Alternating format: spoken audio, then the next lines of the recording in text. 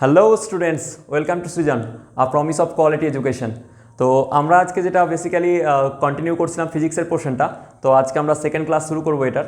তো আমরা ফার্স্ট ক্লাসের যে ফিডব্যাক বা রিভিউ যেটা পেলাম, তো সত্যি কথা বলতে বিং এ টিচার এটা আমাদের কাছে খুব খুব আনন্দের যে তোমরা আমাদের ভিডিওটাকে লাইক করেছো, ভিডিওটা তোমাদের অনেক হয়তো হেল্পফুল হয়েছে। তো আমরা স্টুডেন্টদের কাছ থেকে ফিডব্যাক নিয়েছি। তো আমাদের ওখানে অনেক স্টুডেন্ট অনেকভাবে আমাদেরকেও আমাদের তাদের ফিডব্যাক দেখে আমরা সত্যি খুব বলি না, অ্যাজ এ টিচার হিসাবে আমাদের এটাই সার্থকতা যখন স্টুডেন্টরা সেটা দেখে হেল্প পায়। তো আমাদের পুরো টিম যেভাবে সাপোর্ট করেছে, যেভাবে চলছে, তাতে তোমাদের ভিডিওটা যে খুব ভালোভাবে তোমরা অ্যাকসেপ্ট করেছো সেটা আমার খুব ভালো লেগেছে। তো আমি চাইবো তোমাদের এইভাবে ডেডিকেটেডলি পড়াতে। আমাদের পড়ানোতে তোমাদের খামতি যতটা থাকে, যেমন আমাদের হয়তো বোর্ড সিস্টেম বা তোমরা অনেকে ইস্যু করেছো যে বলেছো একটা জিনিস, সবাই অনেকেই বললে যে আমাদের বোর্ডের লেখাটা তোমাদের একটু বুঝতে অসুবিধা হয়েছে। তো আমরা সেইটা খেয়াল রাখবো। আমাদের যে টেকনিক্যাল গ্রাউন্ডসগুলো যেগুলো আছে, আমাদের যে লাইটের একটা প্রবলেম তোমরা বলেছিলে, সেটা আমরা ঠিক করে নেবো, কোনো অসুবিধা কিছু নেই। বাট তোমাদের এর পরেও যে তোমরা ভিডিওটাকে দেখে লাইক করেছো, ভিডিওটাকে পছন্দ করেছো, তোমাদের ভিডিওটাতে উপকার হয়েছে বা তোমরা কনসেপ্টটাকে বুঝতে পেরেছো, সেটা কিন্তু আমাদের কাছে অনেক অনেক পাওয়া। তো থ্যাংক ইউ ভেরি মাচ তোমাদের এতটা সাপোর্টের জন্য। আমরা তোমাদের এই সাপোর্টটাই আমরা অপেক্ষায় আছি। আর আমাদের তরফ থেকে প্রত্যেকটা ভিডিও খুব ভালোভাবে, খুব হাই লেভেলের কন্টেন্ট দিয়ে তোমাদেরকে পড়ানো হবে, এটার প্রমিস আমাদের। তাই আমরা সবসময় কী বলি, promise of quality education. Thank you very much. আবার সমস্ত টিমের পক্ষ থেকে তোমাদের সমস্ত পশ্চিমবঙ্গের সমস্ত ছাত্রছাত্রীদের আজকে আমরা শুভেচ্ছা জানাচ্ছি। আমরা শুভেচ্ছা বলবো কি, thank you for that, whatever you have all people given to us. তো থ্যাংক ইউ ভেরি মাচ। তো আজকে আবার সেকেন্ড ক্লাস আমরা শুরু করব। সেকেন্ড ক্লাস শুরু হওয়ার আগে আমি জাস্ট আগের দিনের ক্লাসের একটুখানি বলে দিই। তোমরা আরেকটা আমার ক্লাসে একটু জাস্ট বলেছো যে স্যার আপনার স্পিডটা একটু স্লো করতে। তো ব্যাপারটা কী হয়, যখন তোমাদের কাছ থেকে আমরা এত সাপোর্ট পাই, এত ভালোবাসা পাই, তো আমাদের এনার্জিটা হাই হয়ে যায়। আর আমাদের এনার্জি যখন হাই হয়ে যায়, তখন আমরা খুব ফাস্ট বা আরও এনার্জি দিয়ে পড়াতে চলে যাই। তখন আমাদের এনার্জি গ্যাপটা স্পিড আপ হয়ে যায়। ঠিক আছে? তো ঠিক আছে, কোনো অসুবিধা নেই। আমি এটাকে নিয়ে স্লো করবো। ঠিক আছে, স্লো করেই পড়াবো তোমাদের কাছে, কোনো অসুবিধা কিছু নেই। তো ঠিক আছে, চলো আজকে ক্লাস স্টার্ট করা যাক। তো এর আগের দিন আমরা যেটা পড়েছিলাম, বেসিক্যালি ফিজিক্স থেকে শুরু করেছিলাম। আমি এটা একটা সিনপসিস দিয়ে দিচ্ছি, সংক্ষেপে আমি একটা পুরো জায়গাটা বলে দিচ্ছি যে এর আগের দিন আমাদের কভার কী হয়েছে। তো আমরা কভার করেছিলাম কি, একটা কভার করেছিলাম ফিজিক্স, বলেছিলাম যে পড়তে শুরু করেছি, তো ফিজিক্স জিনিসটা কি আমার জানা উচিত।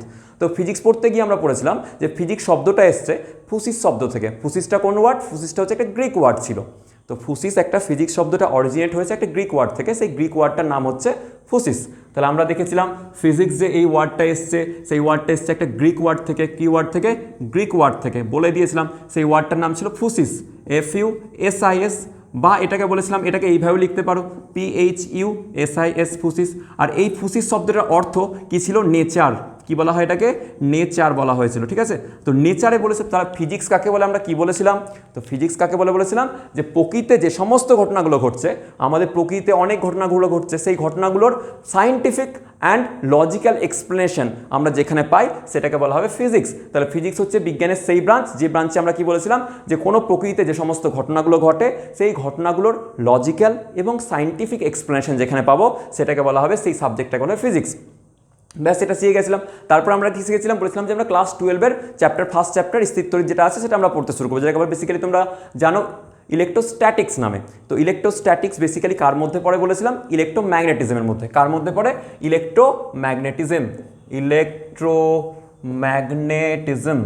ম্যাগনেটিজম। তো এই ইলেকট্রোম্যাগনেটিজম জায়গাটা কি বলেছিলাম?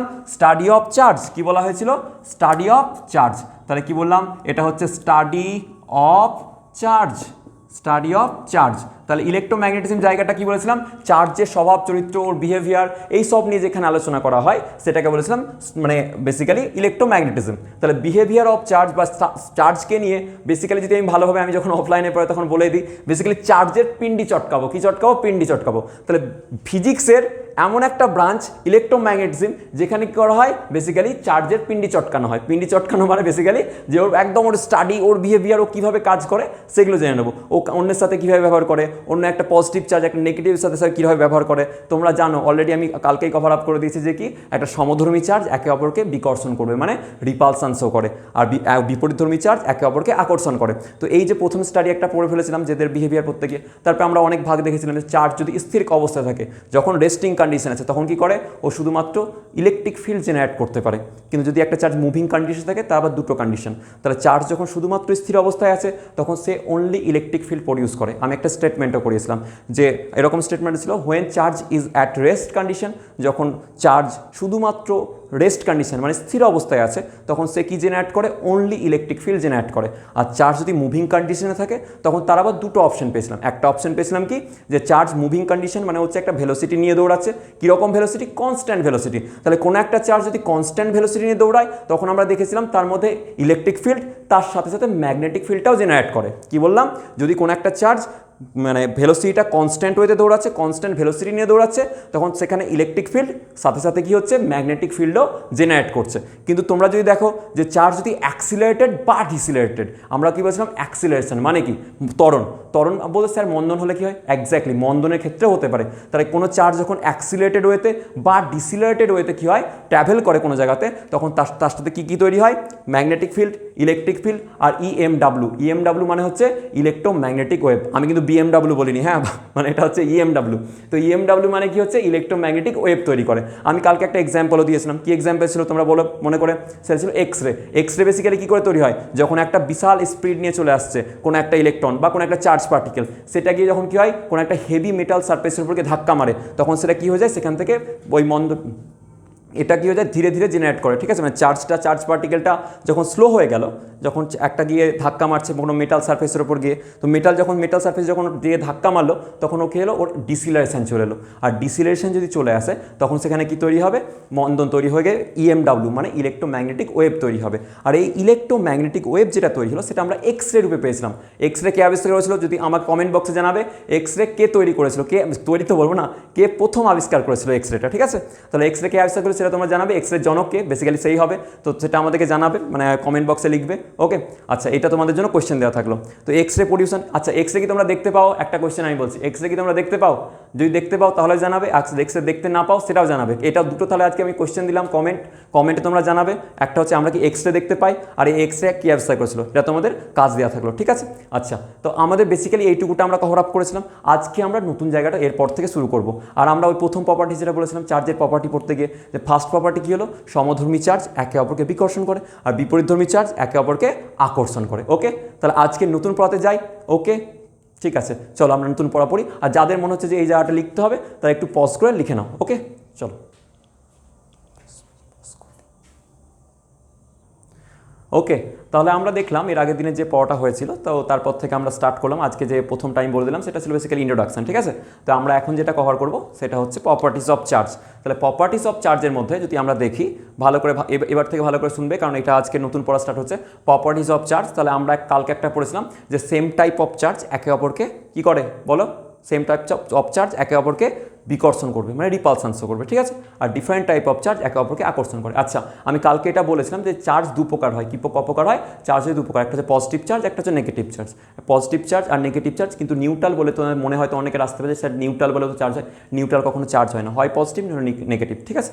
আচ্ছা, এই চার্জগুলো কে আবিষ্কার করেছিল, বলেছিলাম বেঞ্জামিন ফ্র্যাঙ্কলিন। কে বলেছিল, বেঞ্জামিন ফ্র্যাঙ্কলিন দুটো চার্জ আবিষ্কার করেছিল, সেই জন্য বলেছিলাম চার্জের স্মলেস্ট ইউনিটটাকে বলা হয় ফ্র্যাঙ্কলিনের নামেও বলা হয়, ঠিক আছে। এবার তোমাকে আমি আজকে একটা জিনিস বলে দিই, ইনফরমেশন দিয়ে দিচ্ছি, এই যারা একটু নোট করে লাগবে, একদম পুরো জেনেই রাখো যে আমরা এইখান থেকে কোয়েশ্চেন এসছে, মানে আমি তোমাকে বলছি যেই অ্যাডভান্সের কোয়েশ্চেন এসছে, আমি তোমাকে Newton's law of motion, Newton's বলছি কুলম্বের যেদিনকে আমি পড়া শুরু করবো, ঠিক আছে, ল, সেই দিন আমি প্রথম কোয়েশ্চেন এটাই করাবো, ঠিক আছে।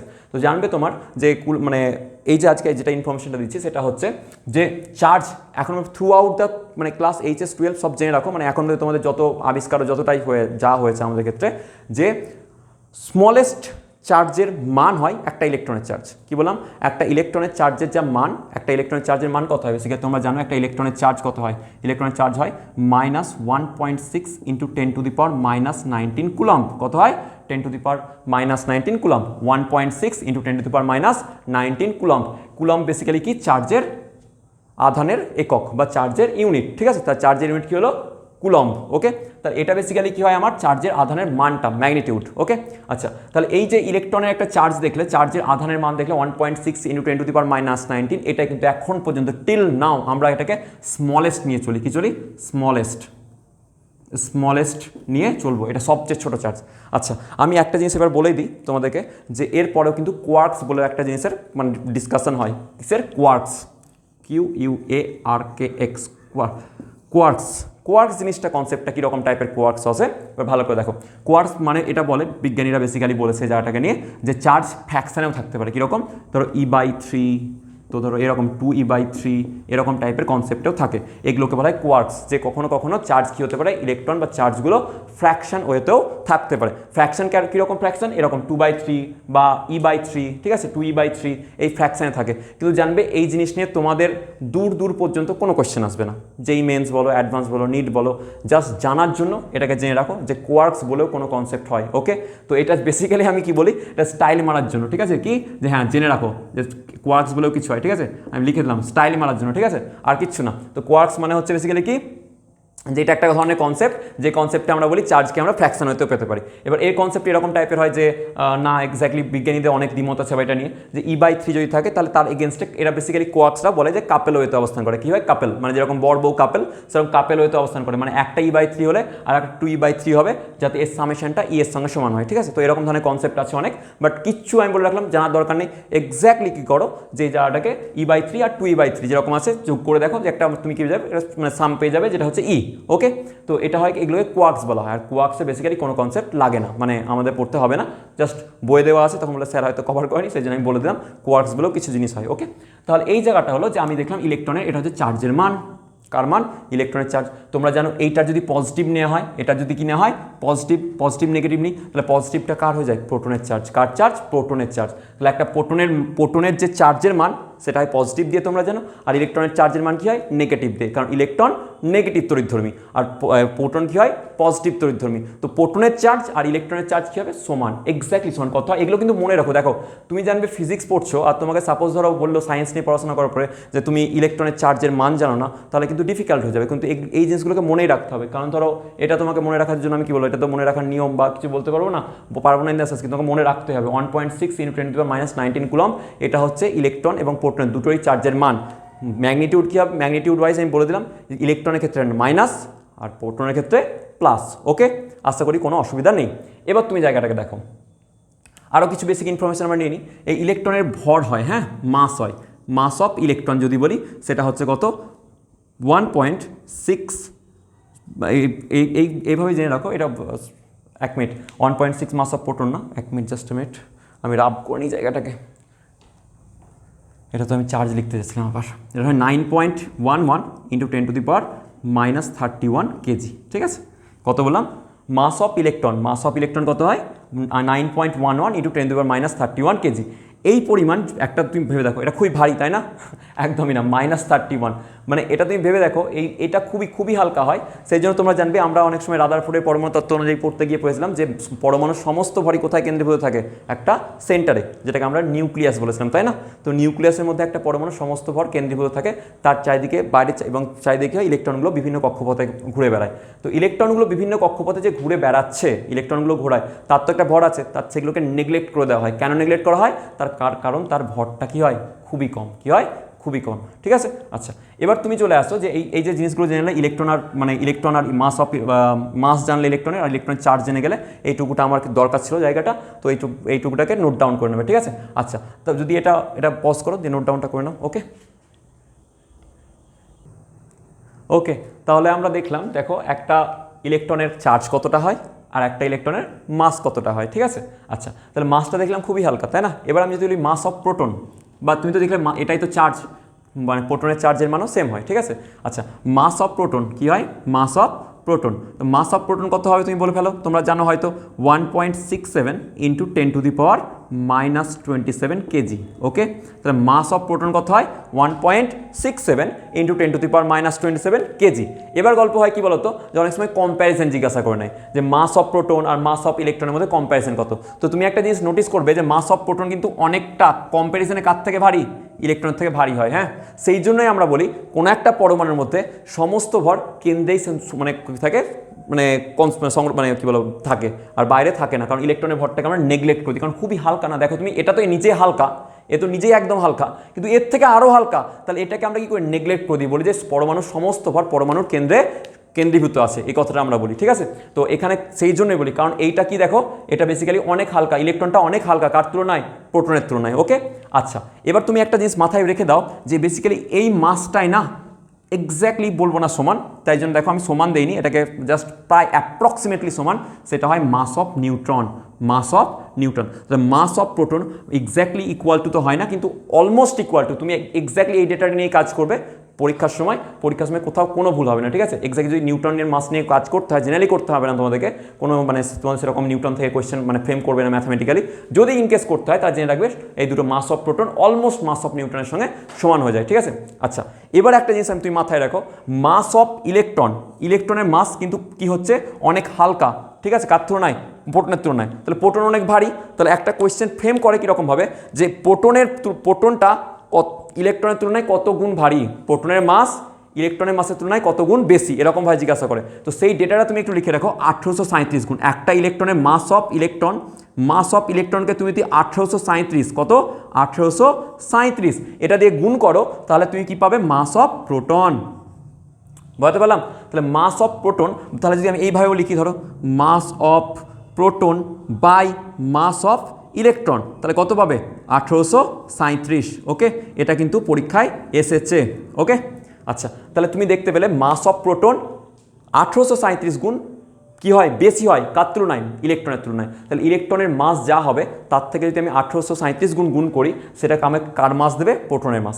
এবার জানবে এটা হচ্ছে 1837 গুণ করলে, তোমার সাপোজ ধরো পরীক্ষার সময় ক্যালকুলেশন করতে গিয়ে তুমি দেখছো তুমি কি প্রোটনের মাস ভুলে গেছো, কিন্তু তোমার ইলেকট্রনের মাস মনে আছে, তাহলে তুমি কি করে দাও, যে ইলেকট্রনের মাস তার সঙ্গে 1837 গুণ করে দাও, তাহলে তুমি কি পেয়ে যাবে, প্রোটনের মাস। ওকে, কিন্তু আমি বলবো ভাই কাটাকুটি করতে গেলে দেখো 37 এমনি বিজোড়, কাটতে গিয়ে অসুবিধা কি না, তুমি এটাকে অ্যাপ্রক্সিমেটলি তুমি লিখে দাও 1800, কত লিখো, 1800, এক্স্যাক্টলি সেম অ্যান্সার বেরোবে, কোনো এদিক ওদিক অ্যান্সার বেরোবে না। একটু এদিকে দেখবে তুমি মোটামুটি চেক করে বুঝতে পারবে তোমার এক্স্যাক্টলি ক্যালকুলেশন ঠিক আছে, কারণ এটা কাটাকুটি করতে কি অনেক সুবিধা না, তো এটা 1800 দিয়ে কাটাকুটি করে অনেক, 1800 গুণ তুমি যদি কাজ সাথে করে দাও, 1800 গুণ করো কার সাথে, ইলেকট্রনের এই মাসটার সাথে, তাহলে প্রোটনের মাসে অ্যাপ্রক্সিমেশন চলে আসবে। ঠিক আছে, কোনো ডেটাতে এতটুকু মিস্টেক হবে না। তো এই জায়গাটা তোমরা যখন ক্যালকুলেশন কাটাকুটি করতে হবে তখন কিন্তু মাথায় রাখতে পারো। ঠিক আছে, এটা মাথায় রাখার জন্য এটাকে মাথায় রেখো। ঠিক আছে, একদম keep in mind. Okay, next আমি যেটা বলবো সেটা হচ্ছে তোমার যে আমাদের প্রোটন, যে এই প্রোটনের সঙ্গে তো আমি কম্প্যারিজন করলাম, যদি এবার বলে আমাকে নিউটনের সাথে, তো আমি নিউটনের মাস কি বললাম, একটু বেশি হয়, কার তুলনায়, প্রোটনের তুলনায় একটুখানি বেশি। তো ইলেকট্রনের তুলনায় তাহলে কি হবে, প্রোটনের তুলনায় বেশি, তো ইলেকট্রনের তুলনায় অবভিয়াসলি বেশি। তাহলে মাস অফ ইলেকট্রন, এই মাস অফ ইলেকট্রনকে যদি 1839 গুণ করো না, কত গুণ, 1839 গুণ করো, তাহলে মাস অফ নিউট্রন পাওয়া যায়। কি পাওয়া যায়, মাস অফ নিউট্রন। তাহলে আমি কি বলতে পারি, mass of neutron by mass of electron, সেটা আমাকে কত দেবে, 1839 গুণ। ওকে, এই দুটো ডেটা একটু মাথায় রেখো, কারণ অনেক পরীক্ষায় ডাইরেক্ট জিজ্ঞাসা করেছে, বা স্টেটমেন্ট টাইপের কোয়েশ্চেনও কিন্তু ডাইরেক্ট জিজ্ঞাসা করে যে মাস অফ প্রোটনের সঙ্গে মাস অফ ইলেকট্রনের তুলনা করো, বা comparison between mass of electron and mass of proton, বা মাস অফ নিউট্রন। তো mass of neutron mass of ইলেকট্রনের থেকে 1839 গুণ কি হয়, বেশি ভারী হয়। ওকে, আর একটা প্রোটনের মাসটা একটা ইলেকট্রনের তুলনায় 1837 গুণ হয়, এটা কিন্তু মাথায় রাখো। আর ক্যালকুলেশন সুবিধার জন্য আমি বলে দিলাম এটাকে 1800 দিয়েই গুণ করো। আর একটা আমি ইনফরমেশন দেবো এখানে, তোমাদের সুবিধা হয়ে যাবে, জানবে একটা প্রোটনের যে মাস হয় না, এটাকে মাথায় রেখো ভালো করে, আমি বলে রাখছি, একটা প্রোটনের যে মাস হয় সেটাকে বলা হয় AMU। কি বলা হয়, AMU। এটা কিভাবে আসে না আসে আমরা ডিটেলসে আলোচনা করব, কিন্তু আমি জাস্ট বলে রাখছি মাথায় রেখো, অ্যাটমিক মাস ইউনিট AMU এর মানটাও এক্স্যাক্টলি প্রোটনের ভরের সঙ্গে কি হয়, সমান হয়। মাথায় থাকবে। তাহলে আমি আরেকবার সামারাইজ করে দিচ্ছি, যে একটা ইলেকট্রনের চার্জ 1.6 × 10⁻⁹ কুলম্ব হচ্ছে চার্জের একক। ওকে, এটা কি আসবে, নেগেটিভে আসবে। আর এটাকে যদি পজিটিভ করে দিই, সেটা হচ্ছে প্রোটনের চার্জ। ওকে, আচ্ছা, এবার আমি বললাম কোয়ার্কের একটা কনসেপ্ট, কোয়ার্কস বলে একটা জিনিস হয়, কিন্তু শুধু বললাম দেখো স্টাইল মারার জন্য আমি লিখে রেখেছি। আচ্ছা, নেক্সট হচ্ছে মাস অফ ইলেকট্রন, সেটা হয় 9.11 × 10⁻31 কেজি। মাস অফ একটা ইলেকট্রন সেটা হচ্ছে 1837 গুণ ভারী, কত গুণ ভারী, 1837 গুণ ভারী, কার তুলনায়, মাস অফ সরি ভুল বললাম, মাস অফ ইলেকট্রনকে যদি 1837 দিয়ে গুণ করো তাহলে মাস অফ প্রোটন পাবে, মানে হচ্ছে মাস অফ প্রোটনের মাসটা 1837 গুণ ভারী কার তুলনায়, ইলেকট্রনের তুলনায়, ঠিক আছে। সেম কেস যদি চলে যায় আমরা দেখো মাস অফ প্রোটন আর মাস অফ নিউট্রন কি হয়, অলমোস্ট বরাবর হয়, কি হয় অলমোস্ট, আমি সেই জন্য কিন্তু সমান চিহ্ন দিইনি, ঠিক আছে। আচ্ছা এবার বলবে মাস অফ ইলেকট্রনটা 1839 গুণ কি করতে হবে, আমায় গুণ করতে হবে কার মাস পেতে গেলে, নিউটনের মাস পেতে গেলে। তাহলে একটা নিউটনের মাস 1839 গুণ ভারী কার তুলনায়, একটা ইলেকট্রনের তুলনায়, ঠিক আছে। আর আমি একটা বললাম যে যেটাই প্রোটনের মাস হয়, মাস অফ প্রোটন, সেটাকে বলা হবে AMU, অ্যাটমিক মাস ইউনিট। ওকে, এতটুকুটা ছিল, তো এটাকে ফটাম করে তুলে ফেলো। আর একটা আমি কনসেপ্ট বলেছিলাম, এখন পর্যন্ত জানবে স্মলেস্ট চার্জ, আমরা পুরো ফিজিক্সে ইলেকট্রনকে নিয়েই চলবো। ওকে ঠিক আছে, পজ করে লিখে নাও। ওকে স্টুডেন্ট, তো আমরা এটা দেখেছিলাম, কালকে একটা প্রপার্টি পড়েছিলাম, সেই প্রপার্টিটা ছিল যে সেম টাইপ অফ চার্জ একে অপরকে রিপালশন করে আর ডিফারেন্ট টাইপ অফ চার্জ একে অপরকে মানে অ্যাট্রাক্ট করবে, ঠিক আছে। এটা আমরা পড়ে রেখেছিলাম। তো তোমরা হয়তো অনেকে আমার কমেন্টে মানে অনেকেও দেখেছি বলে স্যার আপনি বারবার রিপিট করেন, আমরা বারবার রিপিট করছি কারণ জানবে যে সমস্ত ধরনের স্টুডেন্ট যারা আছে তাদের উপরে ভিত্তি করে, কারণ তারা যাতে এতটুকু ফিল না করে যে না আমাদের পক্ষে ল্যাগ হচ্ছে বা আমরা স্যারের কথাটা ধরতে পারলাম না, সেই যাতে সবাই যেন আমাদের কথাটা ধরতে পেরে তাদের মতো করে বুঝে নিতে পারে, সেই জন্যই আমাদের প্রচেষ্টা চলে যে না আমরা বারবার রিপিট করে পড়বো। কারণ ধরো অনেকে থাকে না যারা হয়তো বসে পড়ছে বাড়িতে বসে, সেটা তো সে মানে আমরা তাকে দেখতে পাই না। অফলাইন ক্লাস হলে একটা সুবিধা কি থাকে, সেখানে আমরা তাদেরকে ডাইরেক্ট বোঝাতে পারি, সে বুঝতে না পারলে বলে, কিন্তু আমরা বুঝতে পারছি না যে তোমরা বুঝতে পারছো কিনা অনেক সময়, সেই জন্য হয়তো আমরা বারবার একটা জিনিসকে রিপিট করি। তো এটাকে একটু করে নেবে, ঠিক আছে, মানে তোমাদের অবভিয়াসলি রিপিটটাও হয়ে যাবে সঙ্গে সঙ্গে। তো আমরা এর আগের দিন যেটা পড়েছিলাম 1 নম্বর পড়েছিলাম, আজকে সেকেন্ড রুল বলবো যে চার্জকে আমরা ট্রান্সফার করতে পারি। তাহলে চার্জ হলো স্থানান্তরযোগ্য, কি বললাম, চার্জ হচ্ছে স্থানান্তরযোগ্য মানে ট্রান্সফারেবল। তাহলে চার্জকে কি করতে পারি, এক জায়গা থেকে অন্য জায়গায় আমরা স্থানান্তর করতে পারি। তাহলে charge can be transferred, charge যদি বলি আমি charge can be transferred, charge এক জায়গা থেকে অন্য জায়গায় আমরা ট্রান্সফার করতে পারি। ওকে, তাহলে চার্জকে কি করতে পারি, এক বডি থেকে অন্য বডিতে ট্রান্সফার করতে পারি। কেমন, সাপোজ ধরো একটা বডি আছে, এই বডি থেকে আমি কিছু সংখ্যক ইলেকট্রনকে নিয়ে আমি এই বডিতে ট্রান্সফার করতে পারবো, কি করতে পারবো, ট্রান্সফার করতে পারবো। তাহলে তুমি ভেবে দেখো, এই বডি থেকে ধরো সাপোজ আমি n সংখ্যক ইলেকট্রন বার করে নিয়েছি, কত সংখ্যক ইলেকট্রন, n সংখ্যক ইলেকট্রনকে বার করে নিয়েছি। কটা ইলেকট্রন বার করলাম, n সংখ্যক ইলেকট্রন বার করেছি। তাহলে এই বডিতে কটা চলে যাবে, এখন n সংখ্যক ইলেকট্রন চলে যাবে, বেশি পাবো। তাহলে এটা কি হয়ে যাবে, পজিটিভলি চার্জ বডি, আর এটা হয়ে যাবে কি, নেগেটিভলি চার্জ বডি, কারণ এর মধ্যে ইলেকট্রন এক্সেস পরিমাণে আছে আর এর মধ্যে ইলেকট্রনের ঘাটতি আছে। তাহলে এখান থেকে কিছু পরিমাণ ইলেকট্রন নিয়ে এর মধ্যে গিয়ে ঢুকিয়ে দিলাম। এবার দেখবে তোমাদের বইয়ে একটা কোশ্চেন আছে, দেখবে যদি চার্জের ট্রান্সফার করা হয়, কি করা হয়, চার্জের ট্রান্সফার হয়ে যায়, তাহলে কি মাসের কোনো পরিবর্তন হয়, এক্স্যাক্টলি মাসের কিন্তু একটুখানি হলেও পরিবর্তন হবে। কীরকম, হ্যাঁ পরিবর্তনটা জেনারেলি খুবই নগণ্য হয়, সেই জন্য আমরা ধরি না, কিন্তু জানবে চার্জে যদি ট্রান্সফার হয়, পরীক্ষায় ওখানে দেখবে MCQতে তোমার কোয়েশ্চেন আছে, বইটা খুলে যদি দেখতে পাও, তা দেখবে যে চার্জের যদি ট্রান্সফার করা হয় তাহলে সেখানে মাসের পরিবর্তন কিন্তু ঘটে। কীরকম, তুমি দেখো এই জায়গাটাতে n সংখ্যক ইলেকট্রন কী হয়েছে, বেরিয়ে গেছে, তাহলে n সংখ্যক ইলেকট্রনের ভর যেটা সেটা কমে গেল, সেটা গিয়ে কোথায় ঢুকলো, এই বডিটাতে ঢুকলো। তাহলে এই বডিটাতে ইলেকট্রনের ভর যেটা আছে, n সংখ্যক ইলেকট্রনের ভর বেড়ে গেল, তাই না। তাহলে এই বডিটা কি যাবে, ভারী হয়ে যাবে, আর এই বডিটা তুলনামূলকভাবে হালকা হয়ে যাবে। এটা কিন্তু তোমাদের কোশ্চেনে অলরেডি আছে। তাহলে আমরা বুঝতে পেলাম চার্জকে আমরা এক জায়গা থেকে অন্য জায়গায় ট্রান্সফার করতে পারি।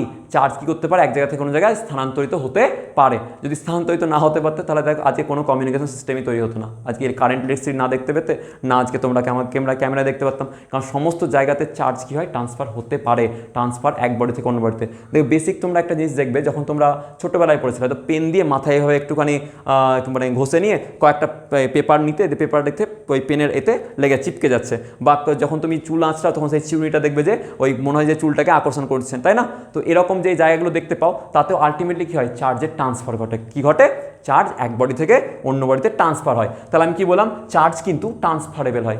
কি হচ্ছে, চার্জ এক বডি থেকে অন্য বডিতে যা মানে আমরা স্থানান্তর করতে পারি। ওকে, আর স্থানান্তর করার সময় কী হয়, দেখো এক বডি থেকে যখন অন্য বডিতে যাচ্ছে তখন একটা বডির মাস কমে যায়, যে বডি থেকে ইলেকট্রন বেরিয়ে গেল। দেখো জানবে কোনোদিন প্রোটন কিন্তু ট্রান্সফার হতে পারে না, প্রোটন এক বডি থেকে অন্য বডি যেতে পারে না, কে যাবে, যাবে হচ্ছে ইলেকট্রন। তাহলে ইলেকট্রন যদি এক জায়গা থেকে অন্য জায়গায় যায়, তাহলে এই বডি থেকে যখন এই বডিতে যাচ্ছে তখন এই বডি থেকে কিছু সংখ্যক ইলেকট্রন কমে গেল, তার মানে কি পজিটিভলি চার্জ বডি হয়ে গেল। আর এই বডিটা কি হয়েছে, নেগেটিভ চার্জ বডি। তো নেগেটিভ চার্জ বডিতে n সংখ্যক ইলেকট্রন বেশি আছে, তাহলে n সংখ্যক ইলেকট্রনের ভর কিন্তু এর মধ্যে বেশি আছে, আর এর মধ্যে n সংখ্যক ইলেকট্রনের ভর কম আছে। তাহলে চার্জ যখন এক বডি থেকে অন্য বডিতে যায় তখন মাসের কি হবে, মাস কি হয়, মাস কিন্তু ফিক্স থাকে না, মাস কিন্তু চেঞ্জ হয়ে যাবে, মাসটা কী যাবে চেঞ্জ করে যাবে।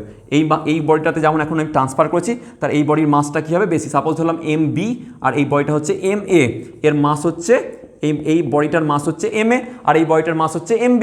তাহলে আমি এই চার্জ ট্রান্সফার হয়ে যাওয়ার পরে কোন বডিতে মাসের পরিমাণ বেশি হবে, MB বডিতে বেশি পরিমাণ মাস হয়ে যাবে, কার তুলনায়, MA এর তুলনায়। বুঝতে পারলাম?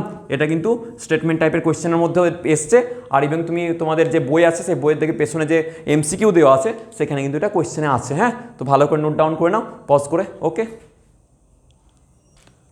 ওকে, তাহলে স্টুডেন্ট আমরা দুটো অলরেডি প্রপার্টি কভার আপ করলাম, ঠিক আছে।